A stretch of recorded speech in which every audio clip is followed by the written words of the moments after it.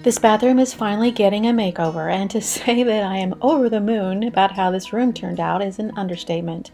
I've been over this wallpaper for decades now, and every time I walk into this bathroom, I try to remember what I was thinking when I picked out this wallpaper. I managed to completely transform this room by painting the cabinet and changing the wallpaper, and it took me a few weeks to get everything done, and I spent about $100 on this project, and it's amazing what a few small changes can do for this space. This vanity needs to be replaced, but it's not in the budget, so I'm just going to repair as much of the damage as I can so that I can refinish it.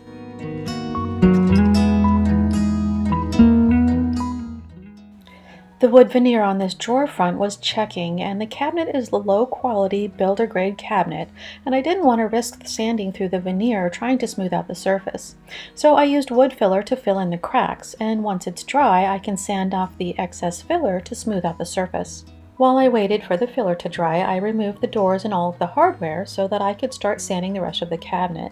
And this cabinet door has been broken for a while, and I needed to glue it back together before I could finish prepping for paint. I put the hardware for the doors in separate baggies and labeled each one left and right to make it easier to put the doors back on. I wasn't quite sure if someone had tried to repair these doors at some point, and I didn't want to spend time fixing this door just to have it fall apart again, so I used a razor blade to scrape in between the cracks before I added the glue, and once I worked the glue into the cracks, I used a clamp to hold everything together while it dried.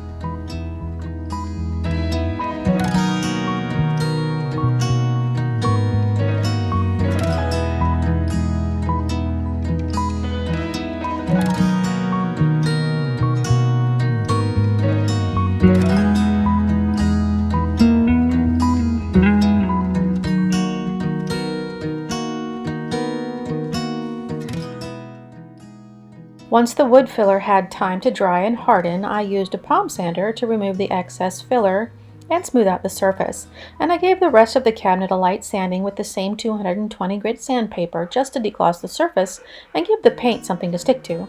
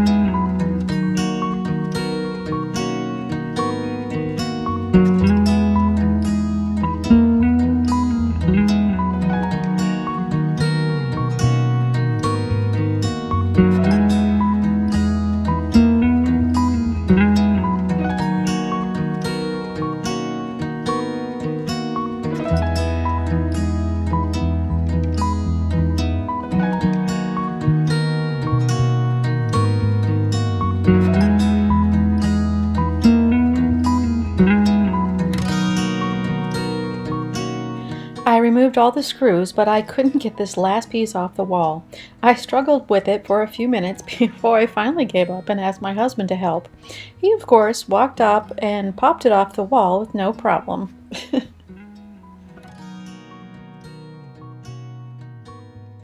Removing the old wallpaper was a tedious but necessary task. This wallpaper was a pre-pasted wallpaper that is water activated, and to remove it, you have to pull off the top layer to expose the paper underneath. And once the top layer is removed, you have to apply water to reactivate the glue so that it comes off the wall. And it isn't hard work, but it does take time and patience, and sometimes I got lucky and the top layer would come off in one piece, but other times it would just break apart into small pieces.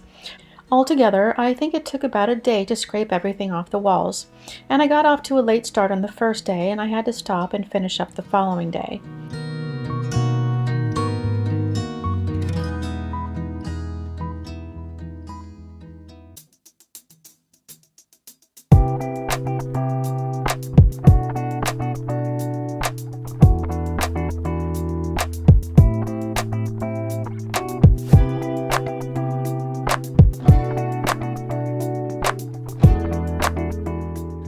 The biggest problem I had when I was removing the wallpaper was that the paint underneath was coming off with the paper in some places.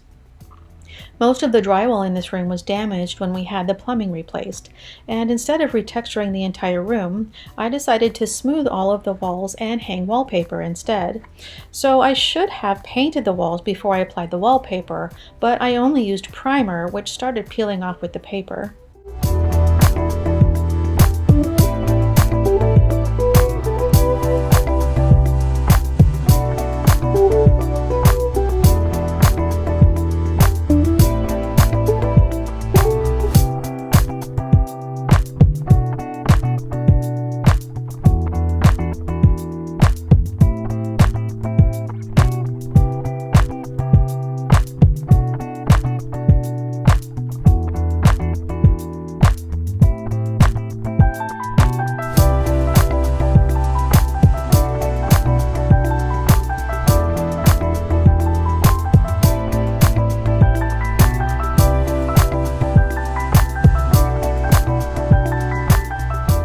Because I needed to light the room so that I could see what I was doing, I waited to remove the mirror and the light fixture until I had finished with the rest of the room. I removed the light fixture just long enough to remove the paper underneath, and then I put it back so that I could have a light source. The worst part about getting the wallpaper off was peeling off the top layer, but once that was out of the way, I found it oddly satisfying to scrape off the rest of the paper.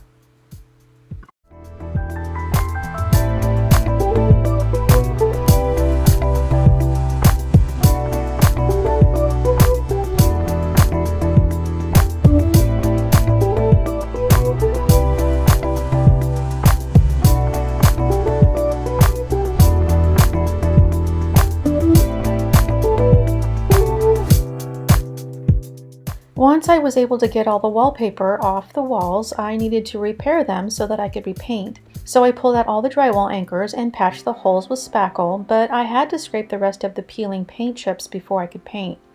The wallpaper I chose is a peel and stick, and I've heard people say that this type of wallpaper can fall off the wall. My guess is that it doesn't adhere well to shiny or textured surfaces. So once I smooth out the wall, I'll paint them with a flat paint and hope that the paper stays on the wall until I decide to take it off.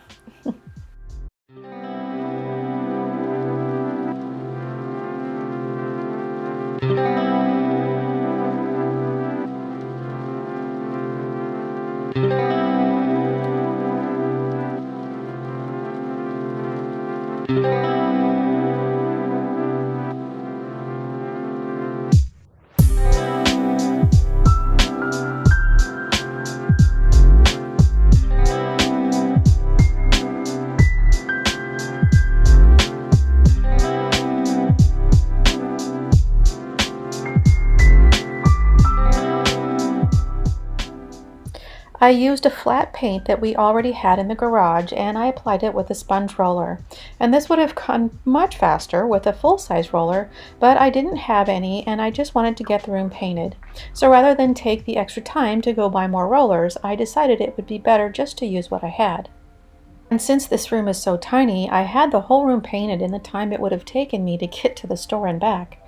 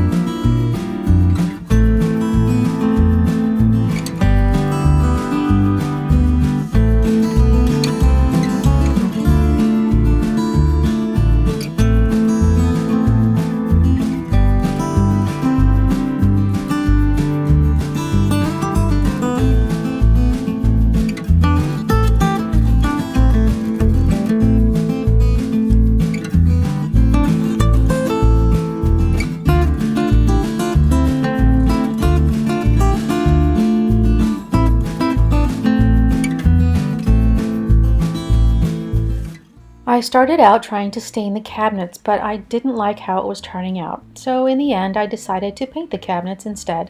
So I used a can of primer that we had in the garage to spray the cabinet doors. And one can was more than enough for this entire project, and I didn't have to spend more money on primer. I had to tape everything off before I could spray the cabinets, and because I'm using a spray can, the overspray can get everywhere. So I'm using a roll of plastic that you can find in the paint section to cover the entire room.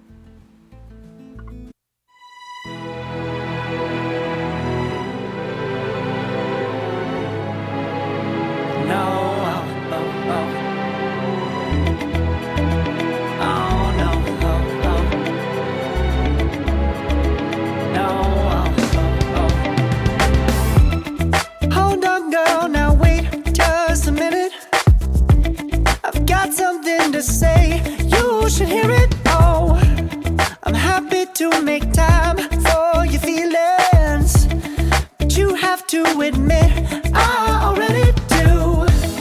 Let's just break it down to you and me uptown, dancing all around till the disco ball pops. But I have to be me, and everyone can see your anger is misplaced, and I'm gonna tell ya, don't hate me 'cause I get attention. You should probably know that I don't like to paint. It's one of the most affordable ways to change a space, but it does take some research and some practice to get it right. And I started off with a paintbrush, but it wasn't turning out the way that I wanted to. We do have a compressor and a pneumatic spray gun, so after a few YouTube videos and a little practice on some cardboard, I decided to switch to a sprayer. And once I got the hang of it, I got a nice even finish. And it's not as good as a professional paint job would be, but I couldn't be happier with the results. Don't turn me into what I'm not. I have to be me 24/7, and I ain't never gonna stop. No, no, no, no. No, no, no, no. Oh, no, no, no. No, oh, oh, oh. And I ain't never gonna stop. Come on, listen to me. I've tried so many times to tell you this is as good as I can be. Why isn't it enough to be faithful and also be the hit of the party? Let's just break it down to you and me uptown, dancing all around till the disco ball pops.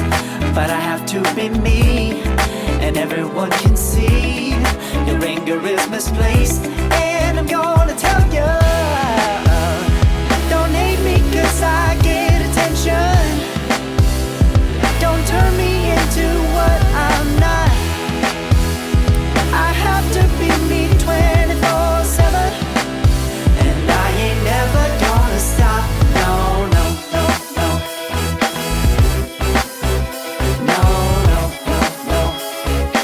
Never gonna stop. No, no, no, no.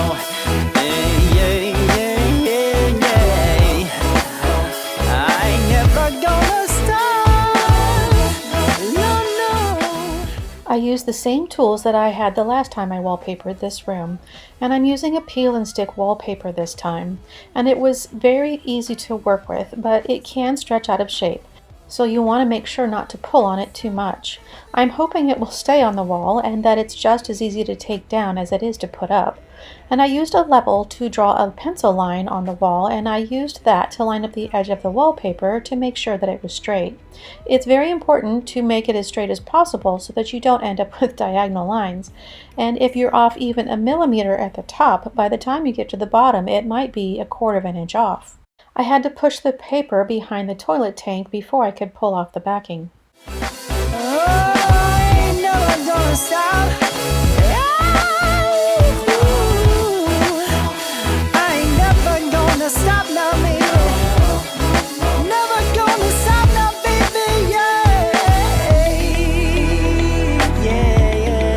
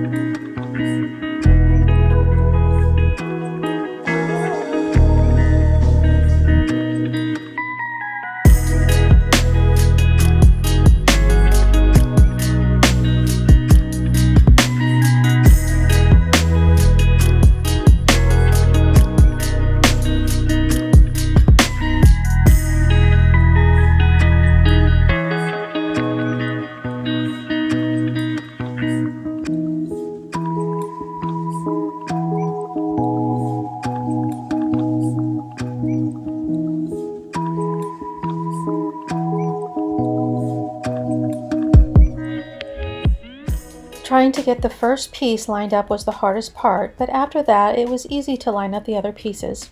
I chose a grass cloth pattern that doesn't repeat, and that means that the seams are going to be visible.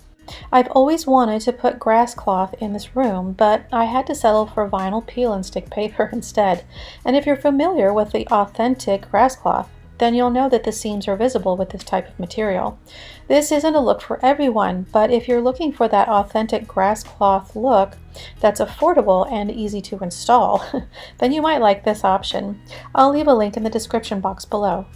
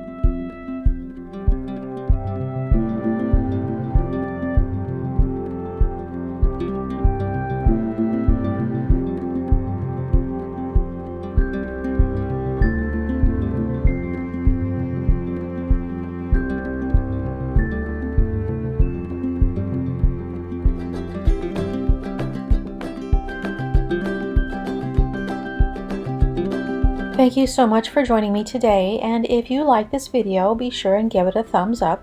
And if you haven't done so already, be sure and hit the subscribe button and turn on notifications so that you don't miss the next video. So I'll say goodbye for now, and I hope to see you next time.